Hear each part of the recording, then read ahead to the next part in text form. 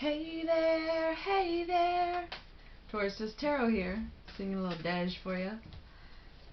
Ooh, these are general readings for no astrological signs, just for whoever needs them.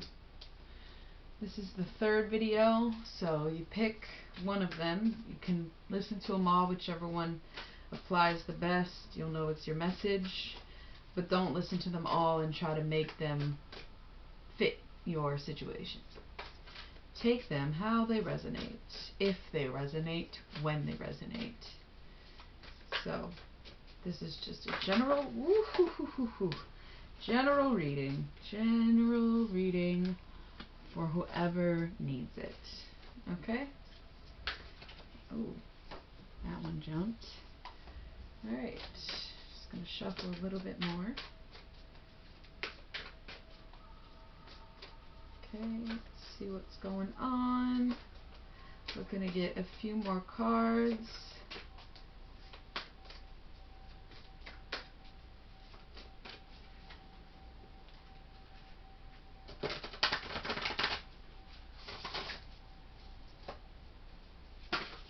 Ooh, okay.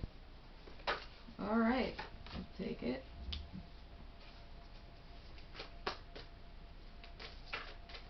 Still looking for some future cards, some core cards, and some meditation cards. Okay. Good there. Just a few more shuffles. Oh yeah, we'll take those. Okay. And we'll do these. Maybe. Nah, gonna keep shuffling. False alarm. My bad. It was too many.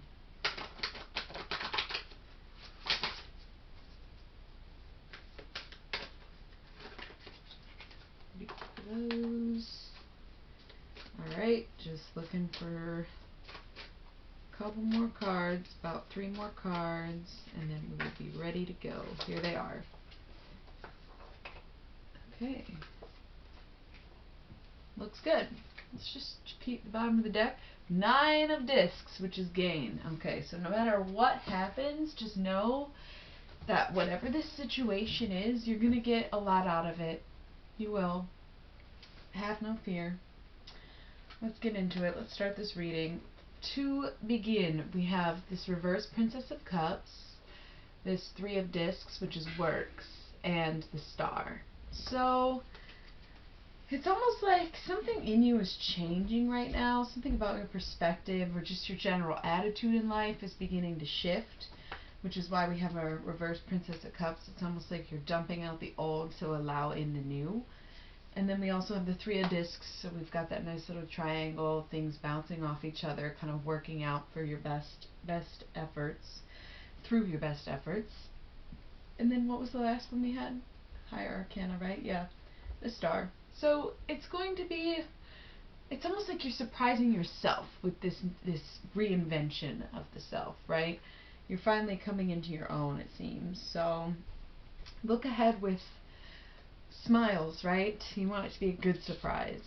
So we've got this 4 of Cups, which is luxury. But then we also have this 2 of discs, which is change. It's almost like, going back to this Princess of Cups as well, it's like you got really comfortable with the way things were, but something's going to come in and kind of change that. Because that's followed with the Prince of Cups, which is kind of interesting, because you're getting rid of this Princess of Cups, but then you're filling in with Prince of Cups. And it's almost like you finally decided to grow and change and start to sort of sway in your perspective. But then something comes along and disrupts your life, and you kind of go back to the same old way of thinking. But if you can just kind of close that out, here's this 4 of Wands with completion. You know, it's almost like you finished the cycle, but now you're just starting it back over, right? This might have to do with relationships. I don't know, but we do have this lust here, which obviously we all know what lust is. But it could also just represent obsession with a situation. And so if you're constantly obsessing over what went wrong, you'll kind of never really see what went right. But then we have the Fool, which is always a great card to see. The Fool is the journey.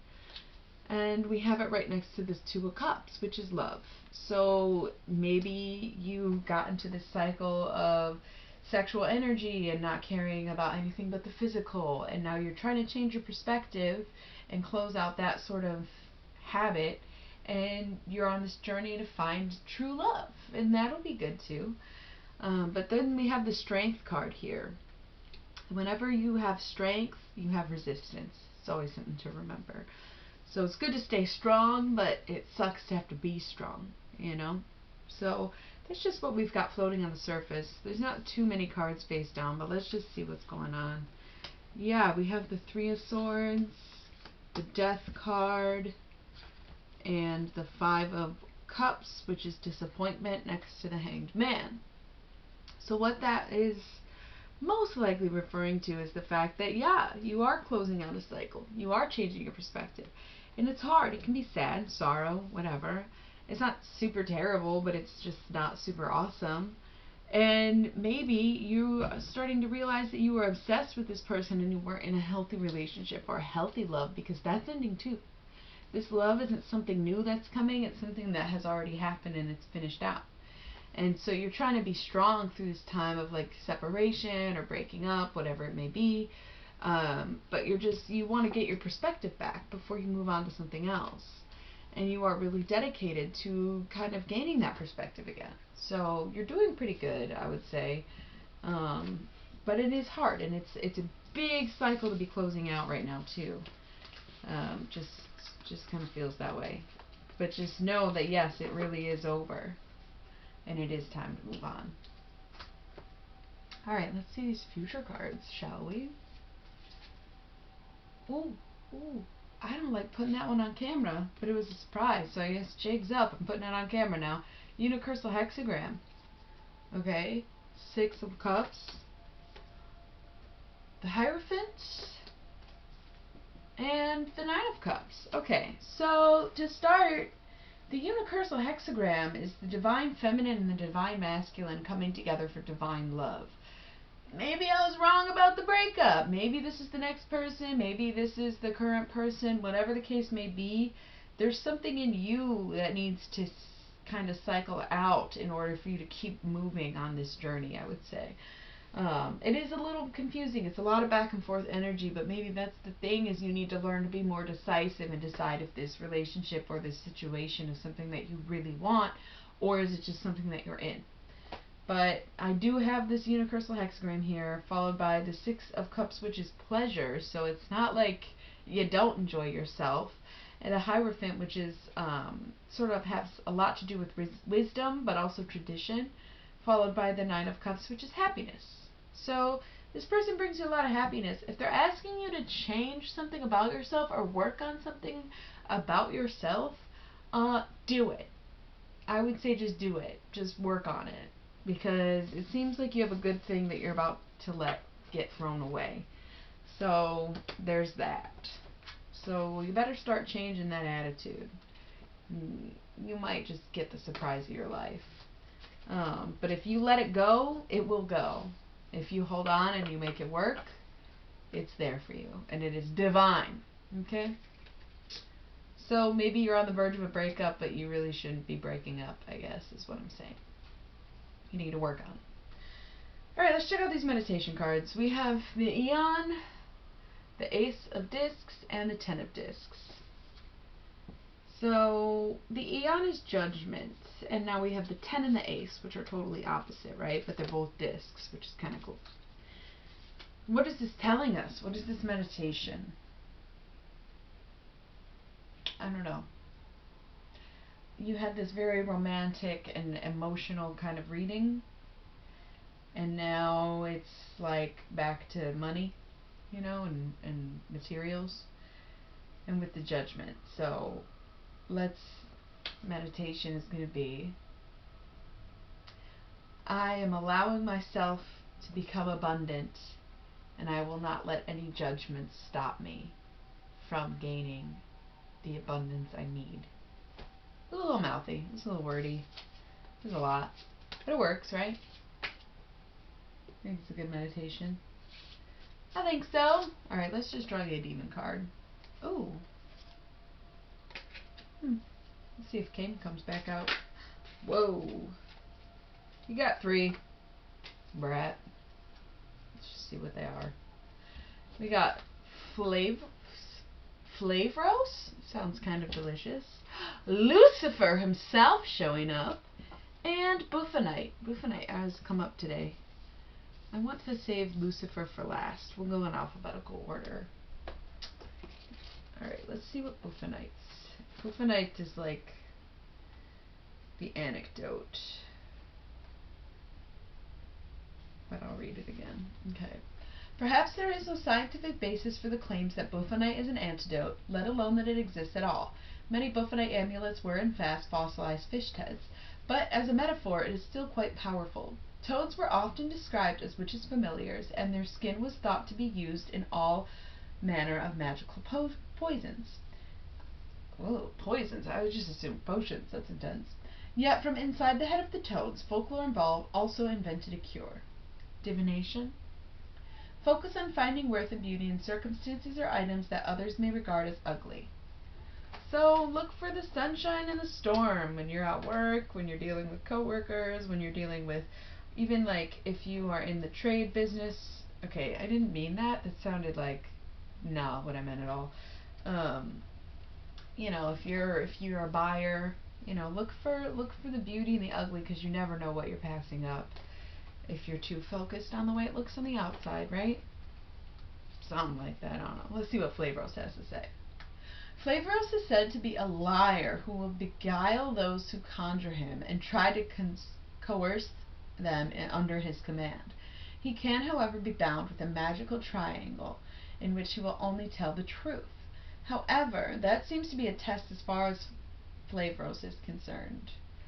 Once he is properly bound within the requisite triangle, he is very glad to be of help and more than willing to converse about heaven and hell and about the military campaigns during the Great War in heaven that led to Satan and his followers being cast out. It is as if he lies to those he does not believe worthy or prepare for his presence, but once satisfied he will give full assistance and attention to them. Okay. Divination. Focus on unlikely allies. People that we may distrust can be honest in certain situations. If you have a critic at work, one of your coworkers, one of your employees, they're actually probably doing you a favor by being honest with you and not just kissing your ass like everyone else. So, something to keep in mind, you know?